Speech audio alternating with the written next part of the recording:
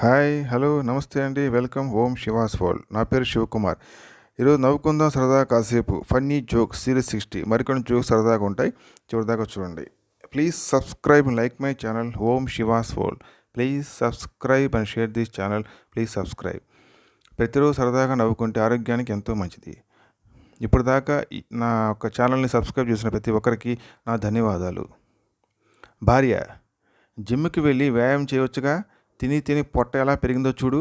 భర్త: పొట్ట నీకు కూడా పెరిగింది మరి. భార్య: ఓరి పిచ్చినా మొగుడా, నేను తల్లిని కాబోతున్నా.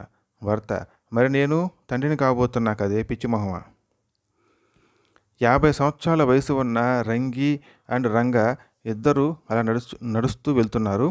ఎదురుగా ఒక దెయ్యం వచ్చి, మీరు ఏదైనా వరం కోరుకోండి, ఇస్తానని చెప్పింది. రంగి: నాకు మా ఆయనతో లోకం మొత్తం చూసి రావాలి అని ఉంది. ఓం భూమ్ బుస్, ఇదిగో తీసుకో, ఫ్లైట్ టికెట్స్, ఎంజాయ్. రంగా: నాకు నా వయసు కన్నా 30 సంవత్సరాల చిన్న వయసు భార్య కావాలి. ఓం భూమ్ భూస్. రంగా వయసు 80 సంవత్సరాలు చేసి, ఇప్పుడు బాగుందా, ఎంజాయ్ అని వెళ్ళిపోయింది దెయ్యం. భర్త: ఇంటి పనంతా నేనొక్కదాన్నే చేయలేకపోతున్నా అంటే ఈ అమ్మాయిని తీసుకొచ్చా. భార్య: ఇది నన్ను అక్క అక్క అని పిలుస్తుందేమిటి. రిపోర్టర్: సార్, మీరు జనానికి ఏమన్నా చెప్పాలనుకుంటున్నారా. MLA: give rice packet and take rice packet.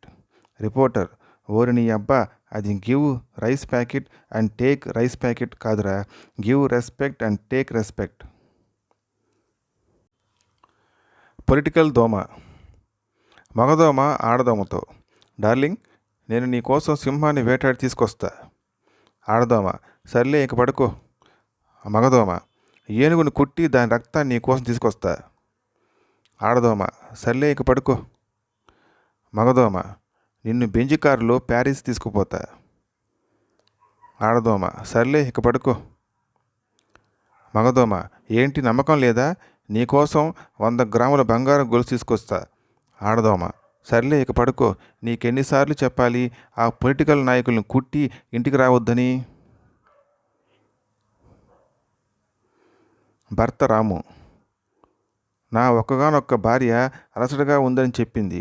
సరే సాయం చేద్దామని వంటింట్లోకి వెళ్ళి కీరదోసకాయ ముక్కలు కోసి ఉండడం చూశా. నేను దానిపై మిరియాల పొడి కలిపిన ఉప్పు కొంచెం కారం వేసి ఉంచా. భార్య కాంతం: కొంతసేపటికి పడగది నుంచి కేకలు. నాకేం తెలుసు, ఆమె ఆ దోసకాయలు కళ్ళపై పెట్టుకుంటుందని కలగన్నానా. సుబ్బారావు: నేను ఒక 1000 రూపాయలు పెట్టి టీషర్ట్ కొన్నాను. మా ఆవిడ రమ్య అడిగితే 200 అని చెప్పా. రమ్య తాను 200 ఇచ్చి, నువ్వు ఇంకోటి కొనుక్కో, ఇది మా తమ్ముడికి ఇస్తా అంది. భార్యాభర్త జోక్, బర్త్డే గిఫ్ట్. భార్య రజని: ఏమండి, మీ పుట్టినరోజున ఈ పాయసం చేశా, తీసుకోండి, తర్వాత మీకు ఇష్టమైన రవ్వల నెక్లెస్ కొందురు కానీ. భర్త శ్యామ్: ఇదెక్కడి గొడవే, నీ పుట్టినరోజుకి నేనే కొనాలి, నా పుట్టినరోజుకి నేనే కొనాలా. భార్య రజని: అవును, మీ పుట్టినరోజుకి నేనే వంట చేసి, నా పుట్టినరోజుకి నేనే వంట చేయట్లే. రాజ్యం: ఏవండి, నేను ఈ డ్రెస్సులో ఎలా ఉన్నాను. భర్త: చాలా బాగున్నావు. రాజ్యం: ఈ మధ్య తెల్లగా అయ్యాను కదా. భర్త: అవునే, నిజంగా బాగా రంగు తెలియవు.